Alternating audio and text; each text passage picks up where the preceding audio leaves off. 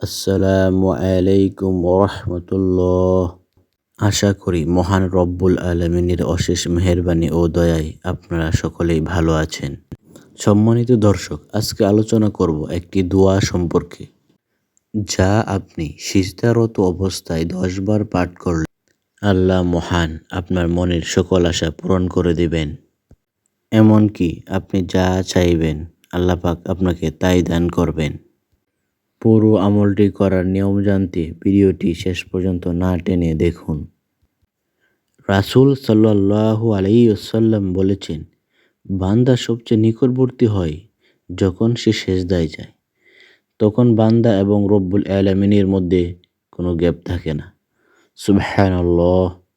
আপনি যা চাইবেন তখন আল্লাহ তাআলা তাই কবুল করবেন ইনশাআল্লাহ। সম্মানিত দর্শক, দোয়া কবুলের জন্য সবসময় আপনার মনের মধ্যে ইয়াকিন ও ইখলাস থাকতে হবে।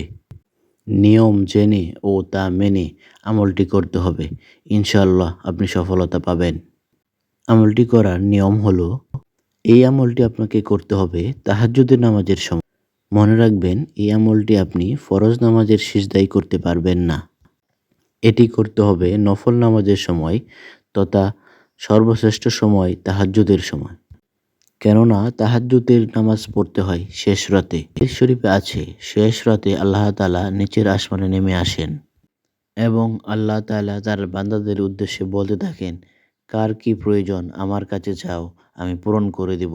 অভাব থাকলে অভাব দূর করে দিব, ঋণ থাকলে ঋণ মুক্ত হওয়ার তৌফিক দান করব। সুবহানাল্লাহ, আল্লাহু আকবার।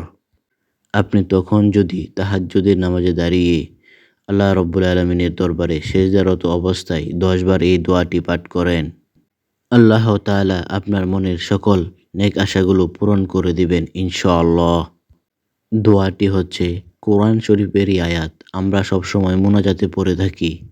দোয়াটি হচ্ছে, রব্বানা আতিনা ফিদ দুনিয়া হাসানা। হে রব, আপনি আমার দুনিয়াতে কল্যাণ দান করুন। ওয়াফিল আখিরাতি হাসানা, আপনি আখিরাতেও আমাকে কল্যাণ দান করুন। ওয়াকিনা আযাবান নার, আপনি আমাকে জাহান্নামের আগুন থেকে বাঁচান। সূরাতুল বাকারা 201 নম্বর আয়াত। আপনি তাহাজ্জুদের নামাজের ভিতরে প্রথম সেজদা হোক, দ্বিতীয় সেজদা হোক, প্রতি রাকাতেই হোক, সিজদার তাসবিহ পাঠ করে মন থেকে ইয়াকিন এবং বিশ্বাসের সাথে এই দোয়াটি 10 বার পাঠ করবেন।